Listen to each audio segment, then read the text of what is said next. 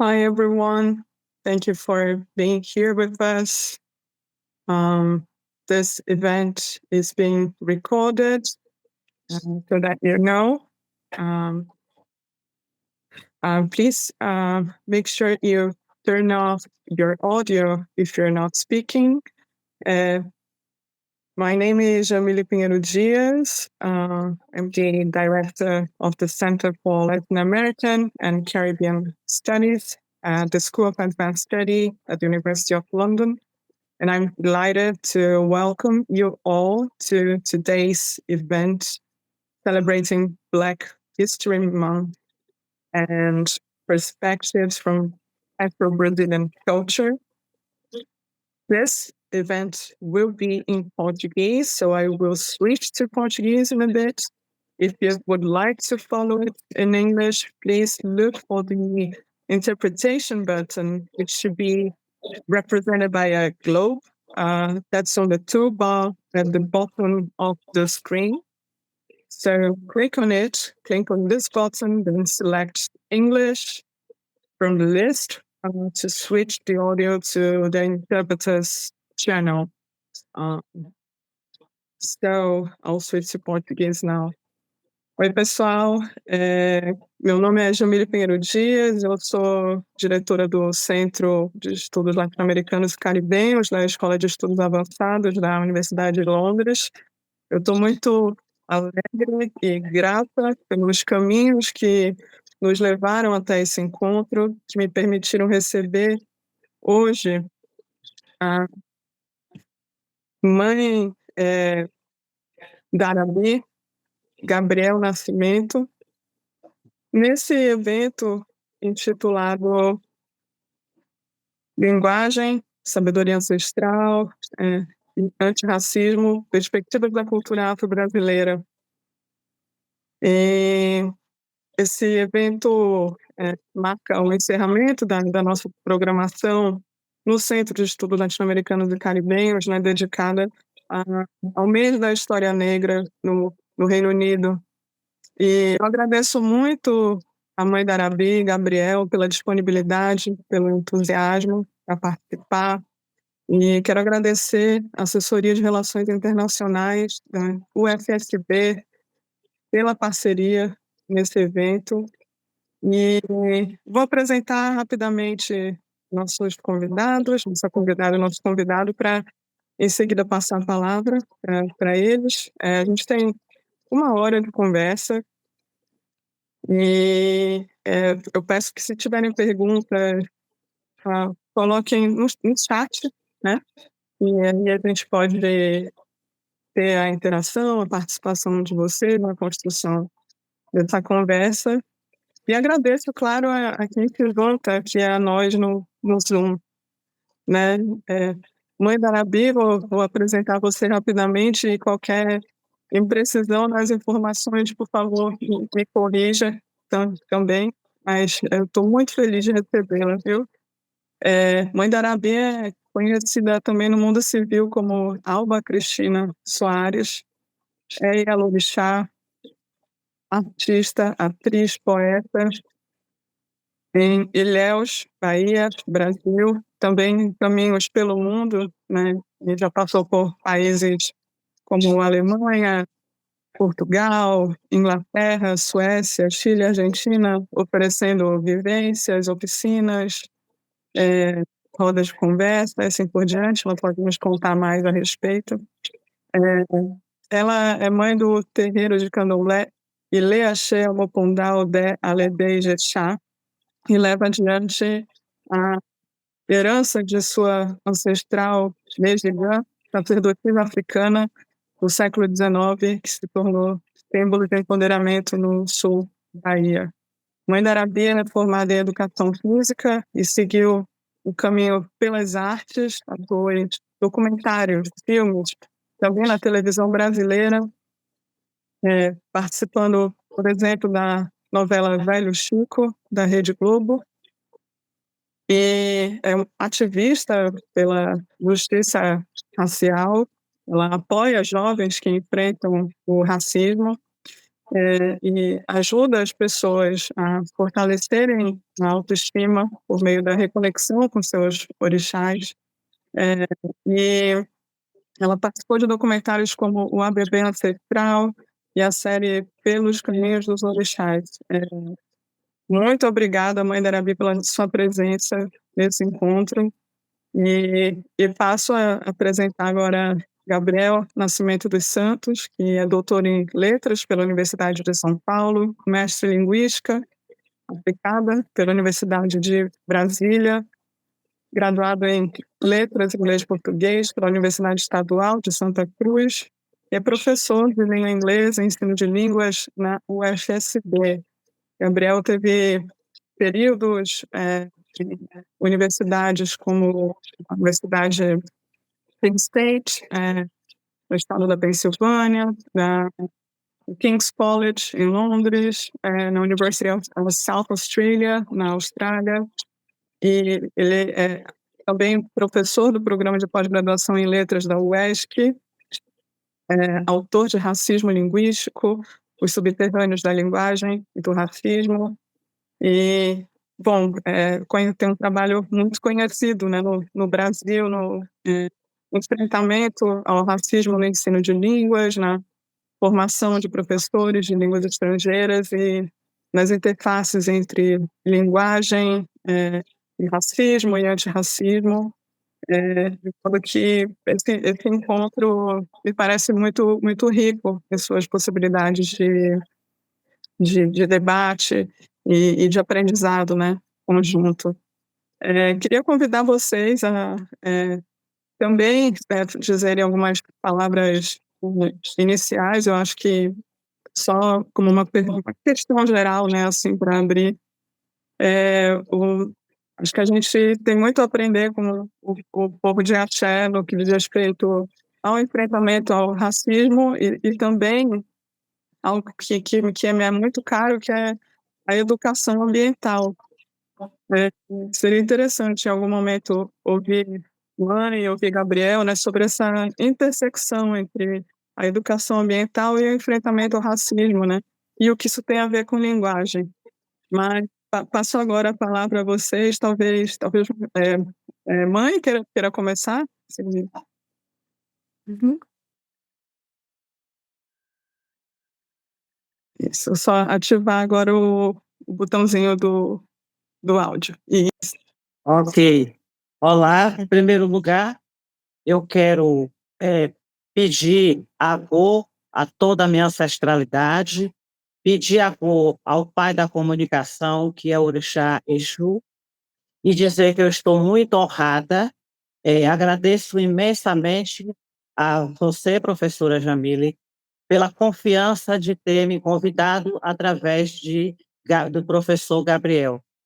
E falar da nossa cultura, da nossa linguagem no axé é importante para que as pessoas compreendam a importância que tem um terreiro de candomblé. Ótimo, beleza. Gabriel? Ótimo, muito obrigada. Eu quero, da mesma forma, pedir agô à minha mãe, e em nome dela pedir agô a nosso pai Oxóssi, ou Kiarô, dizer que quero te agradecer, Jamile, porque, em nome de você também, é o professor Limário, que está aqui presente com a gente, que nos formou, né? Nosso grande professor também está aqui, que a gente sempre fala dele em nossas mensagens, porque poder trabalhar nessa colaboração, e nossa primeira colaboração, ter a presença de nossa grande Alorixá, formadora de todos nós também do sul da Bahia, né? Porque eu fui formado pelas declamações da minha Ialorixá como atriz no sul da Bahia, como atriz do teatro de rua, né? O sul da Bahia tem um grande teatro de rua, e ela, como essa mulher valente, poderosa, e o meu axé foi acordado e levado para o Ilê Axé Odel Bopondá Adejexá, pelo encantamento que a linguagem tem em mim, e a linguagem que me leva ao axé, me leva à minha casa, ao meu terreiro. E poder vir aqui como assessor de relações internacionais da Universidade Federal do Sul da Bahia, nesse primeiro, cumprimento, é dizer que essa parceria está mais viva do que nunca. Não se preocupe que um dos grandes vários pontos que nós vamos tratar é justamente dessa relação da educação ambiental, né, dos nossos itãs, das nossas histórias dos mais velhos. Então, certamente a gente vai tocar nisso. Muito obrigado. Perfeito. Achei, essa chave que você trouxe, né, Gabriel, a linguagem que me leva ao axé e acordar, o axé, né?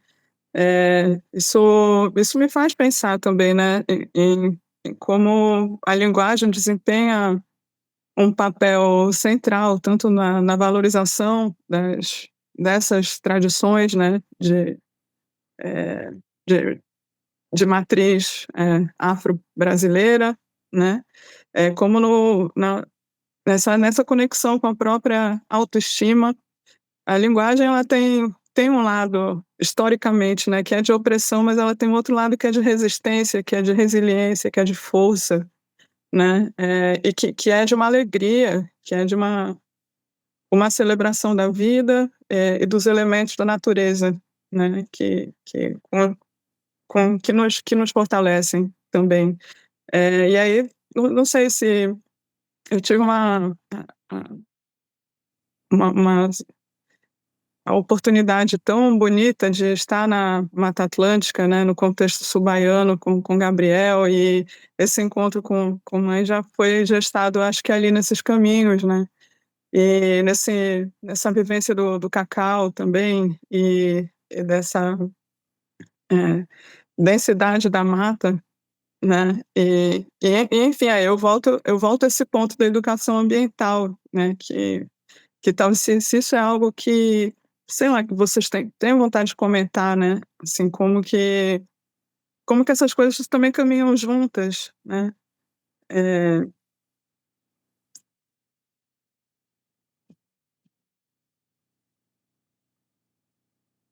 sim, não sei qual Eu qual dos eu 2 eu quer eu a começar? eu acho que mãe podia começar, de repente, ou tanto faz. Acho que mãe, a senhora me escuta? Ou eu Sim. começo? Sim, Sim, pronto, acho que a sua câmera está desligada agora, mas, se puder botar no botãozinho, isso, pronto, obrigada. tinha Ah, ficado. desligou, já. Desligou de novo, mano. Pronto, Ah, ligou, desligou, pode Agora agora tá ligado, falou. agora ligado. agora sim. Não me pergunte aí, porque vai acontecer isso sempre. Então, o axé, o candomblé, é a natureza, porque todos os orixás são elementos da natureza. Por exemplo, o fogo representa Xangô, Oiá, que é Yansan, as águas doces representam Mãe Oxum, as matas representam Oxóssi e Ossanho, o ar representa Oxalá, e cada orixá representa um elemento da natureza. Então, o povo do axé, não existe um povo para respeitar mais a natureza do que o povo do axé. A gente, no mundo ocidental, as pessoas valorizam prédios, carros de marcas, joias, e o povo do axé, quando passa numa mata, logo diz que lugar bonito para arriar uma oferenda para Oxóssi. Quando passa no rio, saúda logo Mãe Oxum. Quando passa no mar, saúda Iemanjá. Então, o povo do axé vive a natureza, e isso é ancestral. Esse costume que nossa mãe África, que é o grande ventre sagrado, né, que trouxe todos nós, todas nós e todes para esse universo, nos ensinou isso, nos ensinou a respeitar e cuidar da natureza. Não vivemos sem a força do meio ambiente. Não conseguimos ser fortes sem poder abraçar uma árvore. A gente nunca vai pegar um serrote, nunca vai pegar um machado para tirar uma árvore só por tirar. A gente, quando vai pedir, quando a gente vai pegar as folhas para fazer os nossos fundamentos, os nossos banhos de ervas, a gente canta, a gente pede licença. Quando a gente vai cavar a terra, a gente pede licença ao Anilé, que é a terra em Iorubá. Então, o povo do Axé vive e respeita a natureza, porque a gente é a natureza. Nós também somos a natureza humana. E a gente aprende a respeitar a partir daí. Uhum. Perfeito, muito obrigada, Emílio. Gabriel, você gostaria de comentar? Eu queria até falar para vocês e trazer um pouco para vocês de como esse respeito se vincula à continuidade dos povos africanos no Brasil, né? Eu sempre temos ouvido mãe primeiro, porque no nosso respeito africano, nós partimos do pressuposto da senioridade. Sênior como sendo o respeito aos mais velhos, às mais velhas. Isso é um respeito que tem a ligação com primeiro com o lugar de continuidade, né? Toda continuidade, ela precisa preceder de um respeito a quem veio antes, né? E nessa relação com a natureza, né, e mãe exemplificou muito bem, é uma grande responsabilidade, Jamile, dividir esse espaço com minha mãe, com minha Ielorixá, com a mulher que o meu axé, que cuida do meu axé, o axé é esta força ancestral. Os primeiros grandes aprendizados, né, na minha vivência de axé que eu tive com minha Ielorixá, foi sempre o lugar de cuidado contra o desperdício, né, ou seja, lutar contra o desperdício produzido pelo sistema capitalista neoliberal, produzir sempre o respeito, por exemplo, aos bichos, alimentar os bichos, alimentar, ou seja, antes de alimentar até o nosso próprio Ori e do que a gente concebe Ori, né, como a natureza da nossa cabeça, as energias que estão nela, o grande mundo que está na nossa cabeça e as energias com as quais ela se relaciona, nossa cabeça, nosso mundo, cuidar do que está ao nosso redor. E uma das primeiras coisas que eu aprendi, né, com os povos de axé, ainda antes de ser acolhido e o meu axé ter me levado ao meu terreiro, o Ile Axé Odé Omopondá Alade Ijexá, foi a relação de limpeza ao redor dos povos de axé. Todas as vezes que eu ia, né, num terreiro de candomblé, em mais de um estado eu fui, uma das coisas que mais me espantava era justamente a limpeza ao redor, né.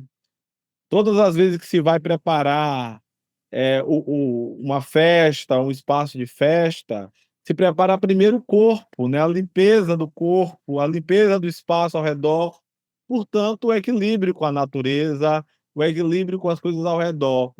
E a relação das árvores, da natureza, dos bichos, tudo isso diz respeito ao acolhimento, ao espaço correto, e eu até diria um termo que em português funciona muito melhor do que em inglês, mas em inglês ele pode ser traduzido talvez como bem-estar, que é o escrutínio, né? O lugar onde os orixás estão, dividem com os seres humanos, estão os seres humanos, são acordados nos seres humanos, é um lugar que convive com esse equilíbrio com a natureza, que às vezes o homem quebra, né? O mecanismo colonial é o grande mecanismo que criou no sul global o processo de destruição em massa que a gente passa, no processo civilizatório colonial, nos legou, por exemplo, as queimadas. Então, tudo isso nós temos que jogar na conta e responsabilizar os países europeus com a sua guinada colonial, mas também o neoliberalismo norte-americano e todo o processo neoliberal radical, eu diria, contra o planeta Terra. Nós temos que continuar falando de maneira muito brava sobre a responsabilidade desses países, porque isso também é uma mensagem decolonial do sul global, de um sul que tem cor, de povos tradicionais que produzem significados a partir dos seus corpos. E o candomblé produz significado a partir dos nossos corpos, dos orixás que têm relação com essa grande mãe terra, e com esse equilíbrio presente na mãe terra. Uma das coisas que você observou bem quando você esteve aqui no sul da Bahia, Jamile, foi a relação da Mata Atlântica. Da Mata Atlântica, das águas, dos rios. Os povos africanos no Brasil, para sobreviver a esse imenso regime escravocrata, tiveram que trazer seus fundamentos, sua vida, sua coragem, seu modo de fazer, seu modo de enxergar o mundo para sobreviver e, portanto, trazer ao Brasil essas energias que nós chamamos de orixás. Então, o processo de sobrevivência anticolonial desses povos negros africanos foi um processo que, de certa forma, contribuiu para a conservação desse grande país que é o Brasil. O processo da resistência anti-escrava, anticolonial africana no Brasil, ele data de pelo menos 2, 3 séculos atrás, quando nós temos terreiros que já se ocupam, ou vamos chamar de condições familiares, né, que já se ocupam no respeito ao espaço familiar que ocorria em chácaras ou sítios ou no quintal de casa, mas sempre nessa relação do plantio, da colheita, do cuidado, do tempo, né. Então todo esse aprendizado, e eu queria terminar falando isso, que inclusive nós temos fora dos terreiros, na zona rural, na grande zona rural que nós temos, pelo menos no caso da Bahia, é um respeito que a gente dá à natureza, que a gente herdou do axé. É o respeito que a gente herdou das nossas mais velhas, do modo como nós sabemos que o equilíbrio do mundo depende, e o povo preto ensina ao Brasil isso, sempre ensinou e sempre ensinará. O equilíbrio do mundo depende do equilíbrio da nossa relação com a natureza. Então esta é uma educação natural. Eu lembro, que no nosso estado, no sul da Bahia, tem uma grande empresa que é a Veracel. Eu vou falar o nome da grande empresa, que é uma empresa internacional que explora, que encomenda pés de eucalipto, 40 anos, né, de encomenda de pés de eucalipto.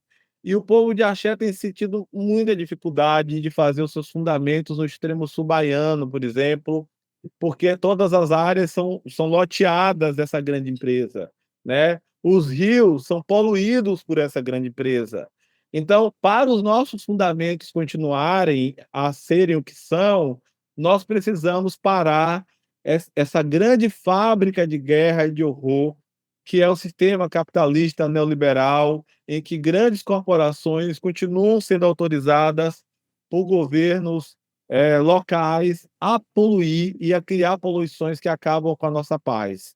Então, essa também é uma bandeira do povo de axé, uma bandeira que o povo de axé vem mudando no Brasil, por exemplo, ao fazer fundamentos, ensinar as pessoas a fazer fundamentos a orixá e Iemanjá, por exemplo, sem poluir os mares, né. Então a poluição dos mares acontece não é porque há fundamentos de presentes a orixá, por exemplo, no Iemanjá, ou dos fundamentos que se faz, por exemplo, para Oxum nos rios e cachoeiras, mas porque o ser humano continua intragavelmente criando um sistema de consumo sem fim. Como dizia Marx lá no século XIX, né, criando necessidade, sendo que necessidade é uma força motriz, muitas vezes desnecessária, porque não é necessidade, é necessidade capitalista colonial. Aí Gabriel falou uma série de coisas importantes aí, né, que me fazem pensar também, nessa monocultura predatória, né, do eucalipto, mas poderíamos pensar em outras também, né, como que o agronegócio também caminha com um racismo, ambiental, e como esse racismo ambiental também se apresenta de maneiras entrelaçadas com a intolerância religiosa, né, e como que, ah, populações indígenas, quilombolas e também o povo de axé acabam sofrendo as consequências bastante tangíveis disso, né. Não sei se mãe gostaria de de comentar algo mais sobre essa reflexão que Gabriel puxou para a gente? Ou, é,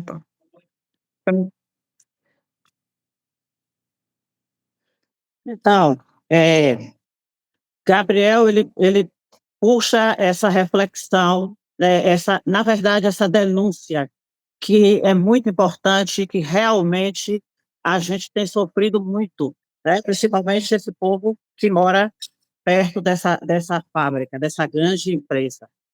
E a gente discute isso, a gente trabalha essa questão dentro do terreiro, a gente trabalha essa questão com as crianças, elas já crescem entendendo que a natureza tem que ser respeitada, tem que ser cuidada. Então, as crianças saudam os rios, as crianças tomam banho entendendo que está ali limpando o seu corpo, que está ali fortalecendo as suas energias, fortalecendo o seu axé. E nós sofremos muito com o desrespeito, como o Gabriel, meu filho, colocou aí, não é o presente que dá a Iemanjá, não são as flores que contam para a Iemanjá, não são os fundamentos que se botam nas matas, que se botam no rio, que prejudica a gente. Muito pelo contrário, a gente está ali fortalecendo a natureza, porque sem ela a gente sabe que a gente perde as forças. Então é importante, sim, que se denuncie, que se fale disso, e seria muito mais importante ainda que as escolas acatassem essa questão, porque nas escolas não se pode falar das questões do axé. A gente fala quando tem pessoas como você, como essas pessoas, essa senhora que está aí, a Cátia, né? Que está aí, que apoia, como o professor Gabriel, que mesmo antes de ser do axé, ele já buscava essas questões, né? Mas as escolas não falam disso. Inclusive, as crianças que são do axé, que vão para as escolas, não podem falar disso. E a gente tem tanta coisa para ensinar, principalmente na academia, tanta coisa para ensinar, do respeito, do cuidado com a natureza, entendendo que respeitando a natureza, a gente vai estar respeitando a natureza humana e cuidando das pessoas. muito obrigada, mãe. É isso, eu queria agradecer as pessoas que estão compartilhando comentários aqui no chat, né? Floresta, João Paulo, Juliana, falando de como precisamos de envolvimento e não de desenvolvimento, né? Porque é isso que a ancestralidade nos ensina, e é assim que a resistência anticolonial sobreviveu. Suzane, né? Lembrando que o candomblé e a umbanda podem ser para todos, né? E que relembrando a nossa humanidade compartilhada. Eu queria tratar de uma afinidade que mãe e Gabriel têm, que é o fato de que ambos são artistas, poetas e vivem de maneira profunda a sua espiritualidade. E aí a pergunta tem a ver com como a prática artística e a ancestralidade, essa sabedoria ancestral e essa espiritualidade se complementam. De que maneira a prática artística e a espiritualidade influenciam uma a outra? Quem quiser começar? Sempre ofereço à mãe perguntando se ela quer começar, Muito porque bem. Claro, mãe, quer Eu, começar, mãe? Por favor. não te escutamos não, mãe. não, ok. Eu quero começar para poder lhe ouvir, porque eu aprendo ouvindo você. E isso, para mim, me, me enobrece. É, a arte, ela sempre esteve presente através da nossa ancestralidade. De que forma? O teatro sempre esteve presente, a música sempre esteve presente, o ritmo dos tambores sempre esteve presente, tudo isso é arte. Quando as nossas ancestrais sentavam no quintal, sentavam na frente da casa e reuniam as crianças para contar histórias, né, que são as nossas griots, para contar histórias, elas estavam ali fazendo arte, interpretando aquela história. Quando as nossas ancestrais entoavam os seus cânticos, né, eh, elas estavam ali ensinando a cantar, estavam ali trabalhando a voz, dando o ritmo das canções. Isso tudo é arte. Quando os nossos ancestrais, as nossas ancestrais pegavam um tamborete para tocar, elas estavam ali trabalhando a percussão. Então a arte sempre teve, e traz isso tudo, quem traz isso tudo são as nossas ancestrais, principalmente, eu digo, as nossas, faço questão de enfatizar, porque são as mulheres, sim, que é o começo de tudo isso. Não desrespeitando, não desmerecendo o o saber dos homens, mas as mulheres sempre foram fortemente, principalmente as mulheres pretas. Então a arte está aí, dentro do terreiro do candomblé, dentro do terreiro de umbanda, a arte também está nas igrejas, né, embora as igrejas não percebam a importância, algumas igrejas, claro, não percebam a importância do nosso saber ancestral que o povo preto levou e que as igrejas levam em outro ritmo, mas é herança do nosso povo preto, principalmente das mulheres. A arte é viva dentro do axé, na culinária, na arte culinária, nas vestimentas, nas indumentárias, na decoração, quando vai homenagear um orixá, nas festas dos orixás, a arte é presente. E dizendo aqui que eu não sou poetisa, para não me cobrar uma poesia da minha inspiração. Eu recito a poesia de poetas e das poetas. Eu quero fazer uma reclamação pública que ela ainda não me declamou. Ela é a minha mãe, minha Iorixá, ela ainda não me declamou. Eu quero deixar essa reclamação pública aqui para ela. Vou memorizar para recitar você, para o mundo. Olha, Carlos Betão já teve vários poemas, eu só de olho nela. Aí eu vou deixar a shade aqui, essa reclamação. É muito interessante essa relação, mãe, que a senhora coloca entre cultura e a nossa ancestralidade, né. Realmente é um presente de ouvir, né. Sobre como isso impacta o nosso trabalho, né. Nosso terreiro, né, é um terreiro lá na roça, só tem artista, né, acho que a maior parte é artista. A maior parte faz, claro, todo mundo segue seus caminhos, suas profissões, mas tem muito artista, realmente. E todos nós reconhecemos, nos nossos trabalhos, mas no meu trabalho especificamente, como a nossa ancestralidade africana produz linguagem, né, linguagens no plural, né, como essas linguagens existem.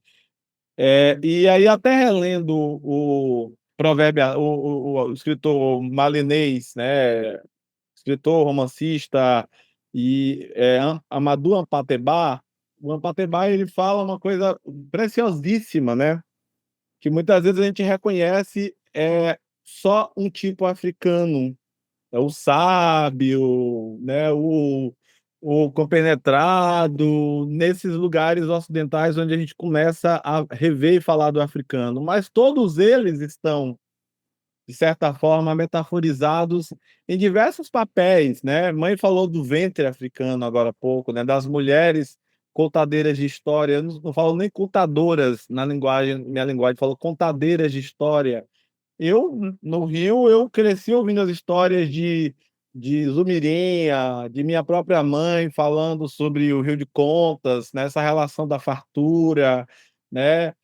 E aí eu voltando para Amadou Ampateba, outros tipos existem, né. Existe o tipo fanfarrão, né, o piadista, né, a contação de histórias de casa, né. Então eu cresci num ambiente familiar de muita contação de histórias, né, de muitas dramatizações, né, em que as histórias eram encenadas, né, e tudo isso nós vemos na ancestralidade africana, por exemplo, no Brasil, como é o caso do Negro Fugido. O Negro Fugido o Runaway Nigger, né? Até usei isso no meu slide que eu apresentei, eu acho que foi na Austrália ano passado, não sei onde eu fui, que eu coloquei, eu falei, que muita gente se espanta de, na Bahia, haver uma cidade onde se dramatiza o horror da escravidão. Mas eu disse, a dramatização é a linguagem mais direta pela qual eu aprendi alguma coisa na vida. Eu acho até que eu aprendi sobre tudo que eu sei politicamente dos nossos povos, justamente do ato de dramatizar. Quando a gente vai para esses vários tipos, né, e o axé, e a linguagem do axé, Jamila, eu aprendo muito com a leitura do pai da minha mãe, que é o Babalorixá, Babá Catulembá, que é meu pai também. Tem um livro belíssimo dele, de 96 ou 2001, se eu não me engano, chamado A Fala do Santo. Esse eu indico a vocês lerem A Fala do Santo, mas tem outros livros, tem Mexigã, que é nossa ancestral, do Ijexá, e o contexto da escravidão, né? Eu indico muito A Fala do Santo, recentemente eu indiquei esse livro, porque ele reúne uma série de histórias mostrando que essa linguagem do axé, ela sempre esteve diretamente ligada à linguagem da educação, do respeito, do cuidado, mas também de histórias ancestrais, são chamadas de Itan, Adodoô, que estão ligadas, impregnadas na cultura proverbial africana. Para vocês terem ideia disso, leiam o trabalho além do meu avô de santo, que é o professor Rui Póvoas, escritor, né? O nome dele na internet vai estar como Rui Póvoas, na Fala do Santo, que tem um conjunto dessas histórias. Também Tiganá Santana, que traduziu Fukiao, que é congolês, né? Bakongo, perdão, de origem africana. E um dos aspectos desses tipos que eu gosto de ter é que todas as histórias têm comédia, tem brincadeiras, né? Não é só uma história. Então, quando você vai para a educação do terreiro, você percebe que tem os ereis, que são os ibejes, né? Então, assim, toda essa educação é forjada com muita seriedade, mas a arte da linguagem, ela varia, ela tem os ditos, tem o ato de chamar atenção, por exemplo, né? O ato de chamar atenção sem humilhar, né? O ato de responder, eu sempre costumo pensar assim, a linguagem das Ialorixás e Babalorixás precisa ser estudado, né? Eu termino com uma historinha pequena, né? Quando tanto mãe da Arabi tem muito disso, né? Ela tem coisas muito rápidas na linguagem dela que eu pego, eu acho muito bonitas, né? Por exemplo, eu fiz uma pergunta fora de contexto para ela dia desses e ela respondeu assim: quando você for pai de santo, você vai saber. Mas, ao mesmo tempo que ela falou aquilo brincando, aquilo também é uma forma séria, porque brincadeira não é o contrário de seriedade, né? A gente fala sério, então tudo isso vem da linguagem africana e da relação com o axé na minha escrita como escritor. E eu guardo esse lugar de aprendizado no dia a dia, porque levar muito a sério não significa que você não possa rir, possa compartilhar a comédia, o ato de contar um dito, tudo isso está na minha literatura, especialmente na minha literatura enegrecida, que é uma parte da minha literatura que me reconecta com a minha ancestralidade.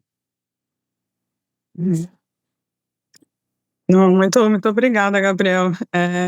Isso que você acaba de dizer, né, sobre levar a sério, não ser antitético ao rir, né? E me faz pensar nessa coexistência entre responsabilidade, respeito, cuidado e alegria também, né? Que eu acho que são valores que podem ser exercidos no terreiro, na sala de aula, né? Eu tô pensando nessa complementariedade entre a atuação na universidade, né, no seu caso também, no terreiro, né, como conectar esses mundos, né.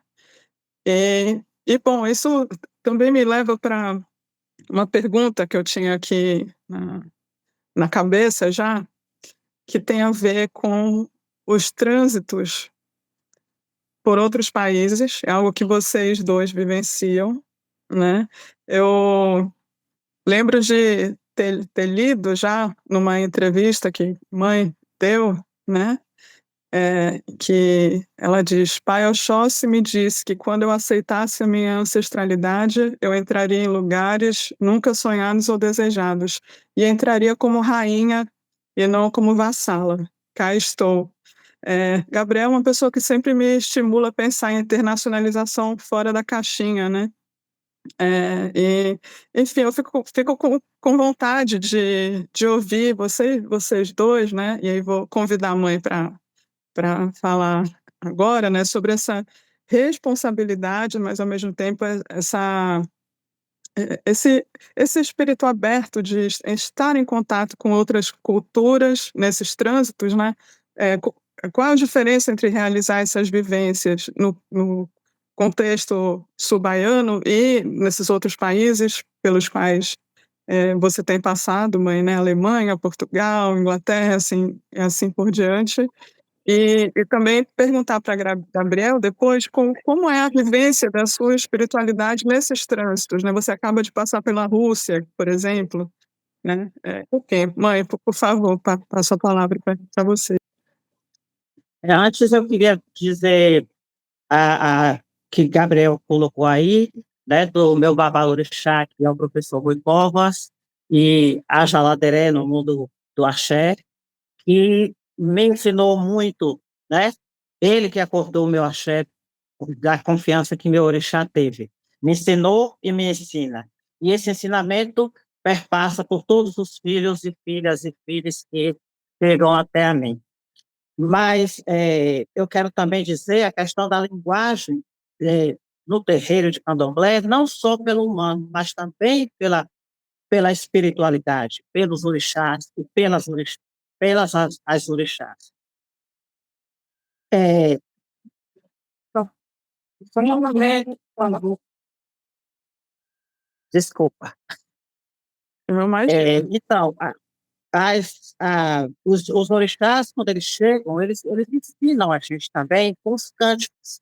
Eles têm a linguagem deles, com os cânticos, de nos dar ensinamentos, de nos dar com cânticos, dar ensinamentos de proteção, mas também de corrigir, de disciplinar, né. Por exemplo,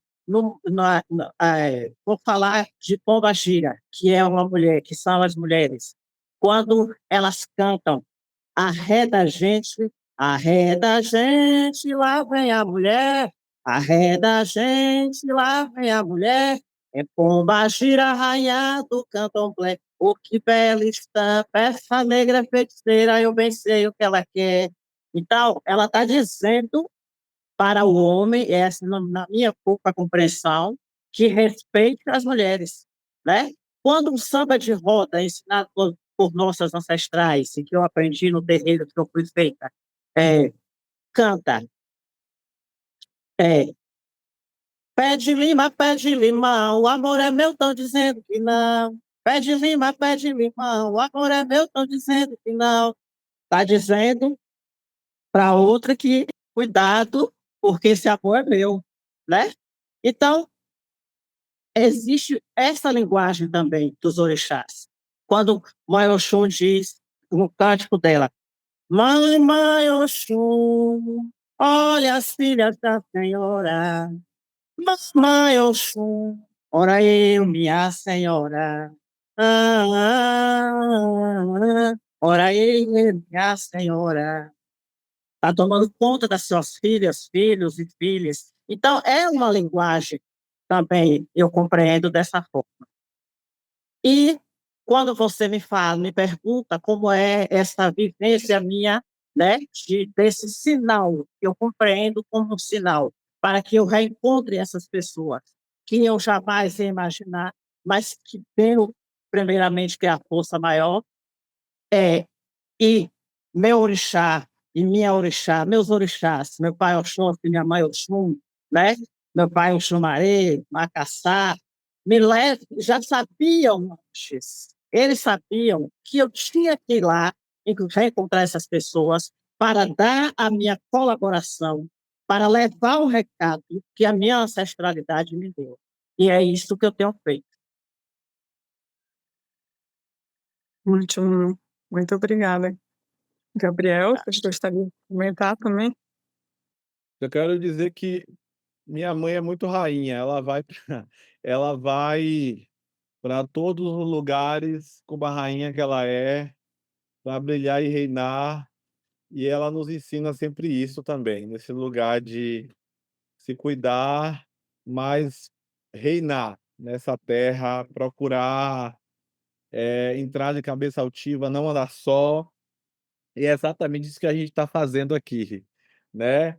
É muito bom conversar com você sobre internacionalização, Jamile, assim, 4 horas de conversa com você, parece que a gente está conversando, há 50 anos sobre isso, sabe. É muito Verdade. difícil é muito difícil não se mover do lugar, porque não depende da gente.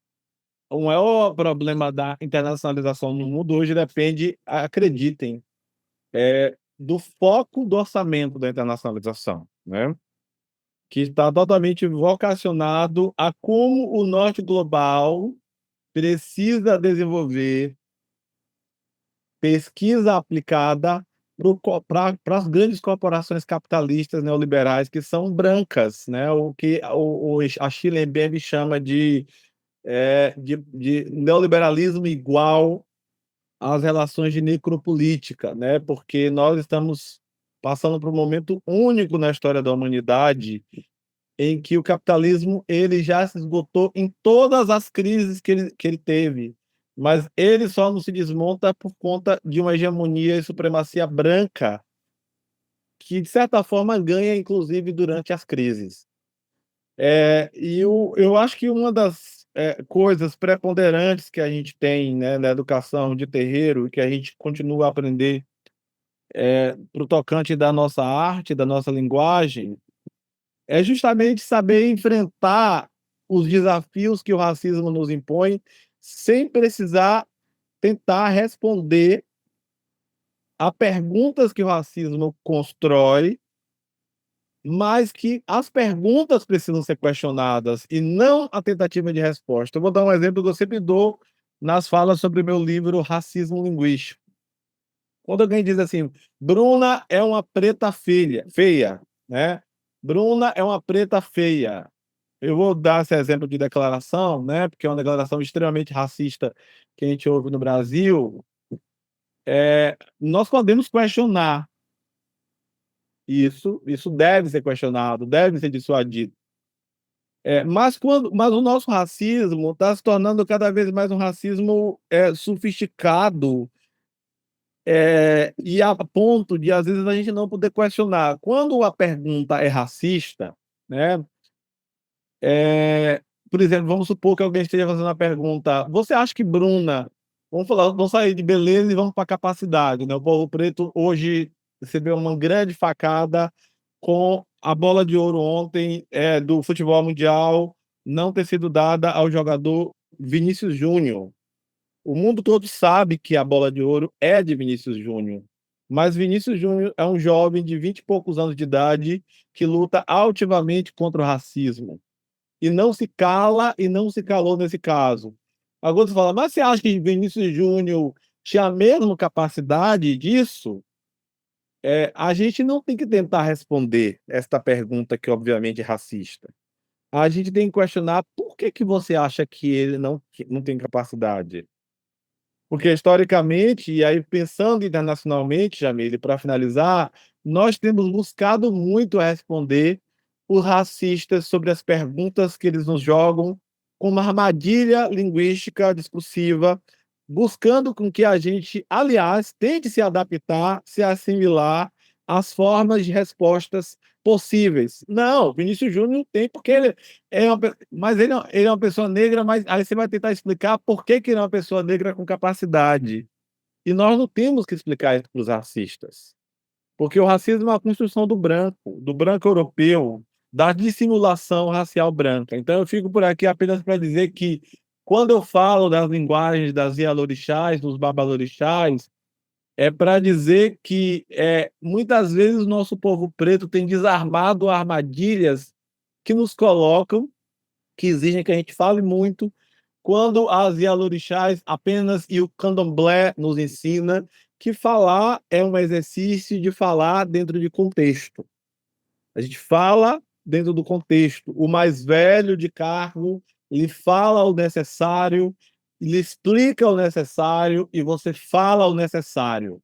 Porque quando a gente busca falar muito além do necessário, como dizia lá na minha, é um ditado que vai ser muito difícil de ser traduzido para o inglês, que é quem fala demais dá bom dia a cavalo. É um ditado do Brasil, né? E é verdade mesmo, quem fala demais dá bom dia a cavalo, ainda mais com racistas. Temos que obrigá-los a pensar por que que eles estão fazendo as perguntas que eles estão fazendo, e não exigir de nós respostas que nós temos que parar de dar, interromper as respostas a perguntas racistas. Eu acho que este é o momento que a gente precisa mudar o nosso foco, mudar o foco da pergunta, o foco de quem fala, o chamado locus de enunciação. Quem fala demais dá bom dia a cavalo. Pois é uma boa síntese, Gabriel. Lembrança de falar o necessário. Mãe, você gostaria de ecoar algo que Gabriel comentou agora?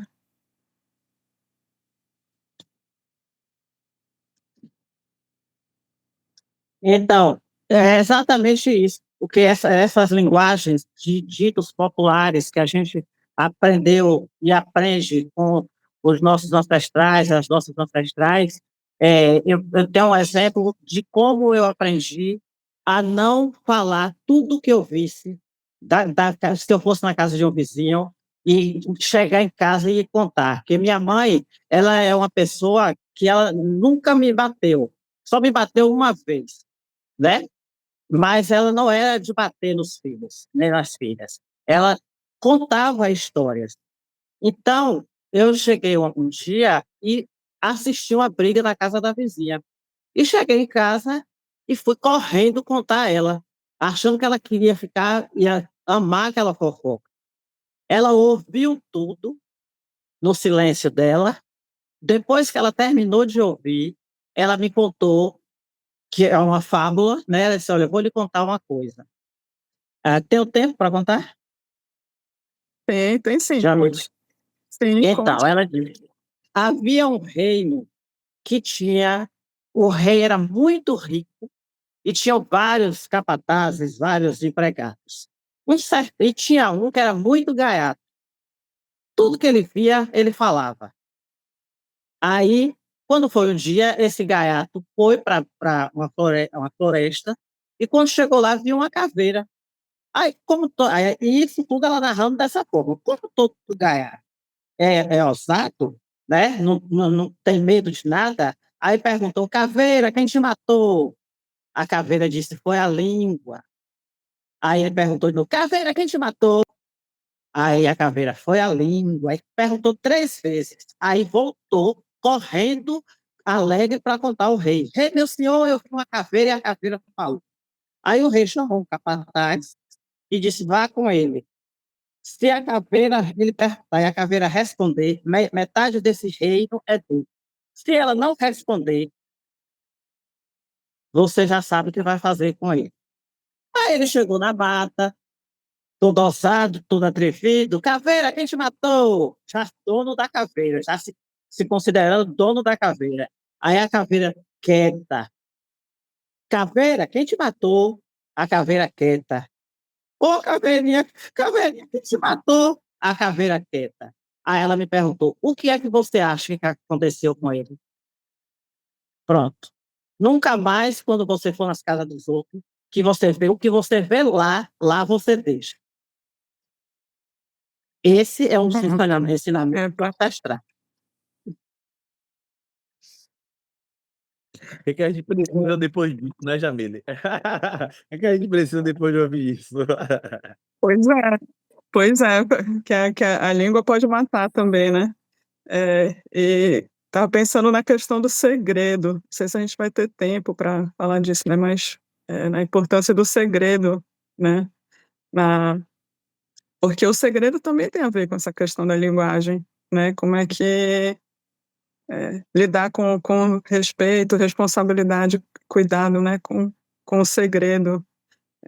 Pensei, a gente tem pouco tempo, mas pensei em perguntar à mãe, né, Gabriel, você gostaria de ouvir a mãe sobre o segredo. Bom, como eu coloquei aqui, eu já, antes de entrar no axé, eu já tinha esse ensinamento através de minha mãe, que eu digo assim, minha filósofa mãe, porque ela me dá vários ensinamentos, graças a Deus ela ainda está viva e já é de permanecer por muitos anos.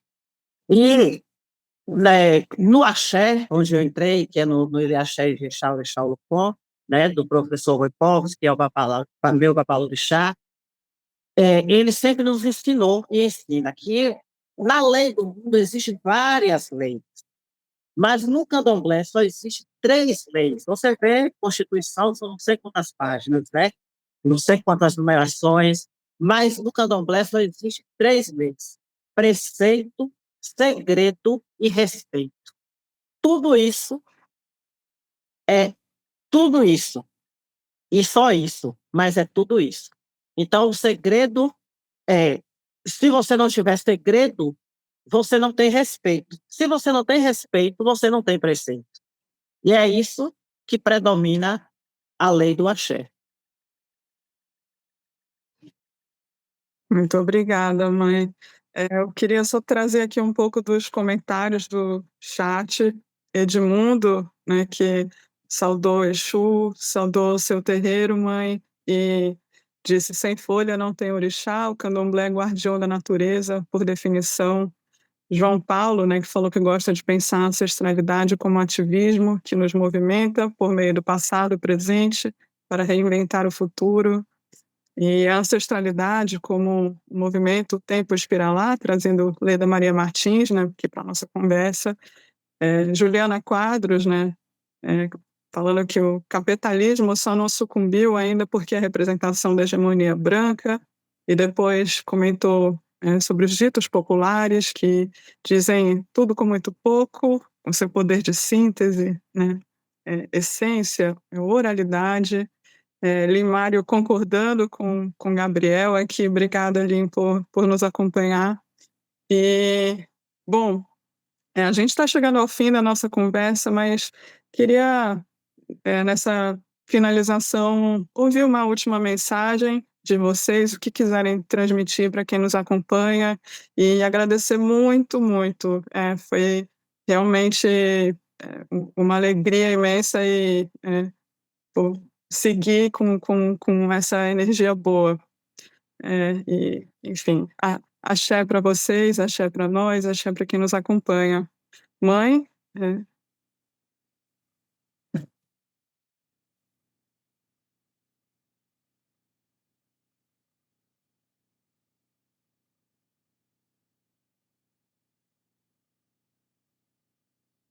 Meu Deus. Isso. O negócio é o seguinte, é que eu descobri agora na sua live, na nossa live, vamos dizer assim, que eu não nasci para ser cinegrafista, porque eu não acerto ligar a câmera, quando eu ligo ela desliga.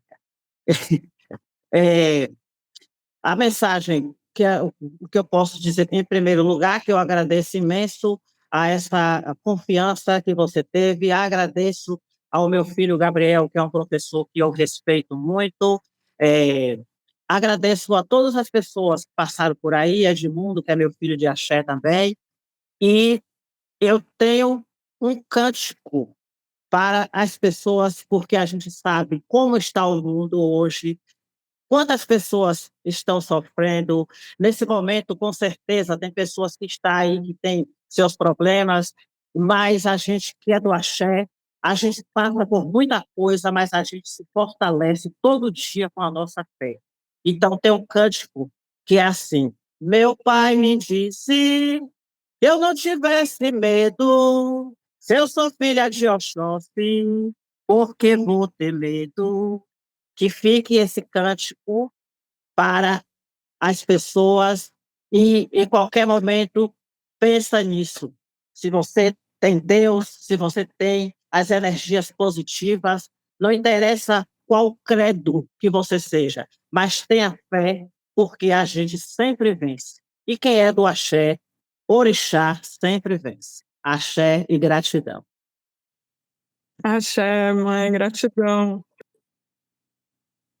Eu só tenho agradecimentos também a fazer a você, Jamile, que a honra minha, né, ter estado em debate com minha mãe, com você. Você é um intelectual que eu tenho muita honra de ser do mesmo tempo que você e ter você aqui nessa sala com tantas pessoas outras queridas, Edmundo, Juliana, já vi outras muito, Daniele estava aqui, Limário, imagina ser assistido por Limário, né? Mas agradecer essa possibilidade. Eu também eu vou finalizar com um cântico aprendido com a minha Ialorixá, que homenageia o orixá dela, que é Oxóssi, que é o orixá das matas, é o caçador de uma flecha só. Mas agradecendo a todo mundo que esteve aqui presente e que veio aqui nesse encerramento do trabalho precioso de Jamile, né? No Centro de Estudos Caribenhos Latino-Americanos. Então, a música diz assim: eu atirei, ninguém viu. Meu pai Oxóssi é quem sabe aonde a flecha caiu. Eu atirei. Essa música é para homenagear o segredo que mãe tinha falado agora, né? Segredo, o respeito, o preceito, a educação, que a gente precisa educar a sociedade. Também é nosso papel levar, como povo negro, levar essa educação para a sociedade. Axé, axé para todo mundo. Um beijo enorme. Foi um prazer estar aqui, Jamile, com vocês, viu? Prazer muito grande. Laroye, Exu, agradecemos pelos caminhos da comunicação. Okearô, salve o grande caçador. Seguimos juntos e espero retornar a Ilhéus em breve e para que estejamos juntos presencialmente também. Fiquem bem. Axé. Axé. Tchau, gente. Um beijo enorme. Beijo. Obrigada, mãe. Obrigada, Gabriel.